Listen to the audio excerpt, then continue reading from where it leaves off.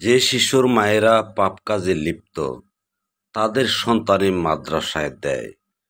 না হয় এই শিশু সন্তানটাকে মাদ্রাসায় রেখে মা কোন সুখ পায় বা কোন সুখের জন্যে তার কুলের সন্তান মাদ্রাসায় দিনরাত 24 ঘন্টা ফেলে রাখে। পাশাপাশি তাও চিন্তা করতে পারেন যে এই যে শিশু সন্তানদের নিয়ে মাদ্রাসায় কি হচ্ছে তা প্রতিনিয়ত অহরহ খবর হচ্ছে। এগুলি তো সেই মায়েরাও দেখেন। দেখে তাদের হৃদয় কি কাঁপে না যে তার সন্তানের সাথে এমনটা হতে পারে বা হচ্ছে তো অহরহ, তারপরও কেন দিচ্ছেন, কেন রাখতেছেন? তার তো কোনো প্রতিবাদ কোনো মাদ্রাসা থেকে করেনি। সেই মাদ্রাসাকে, সেই মাদ্রাসার মোল্লাদেরকে কি করে তারা বিশ্বাস করেন, কি করে ওই মা শান্তিতে রাত কাটান?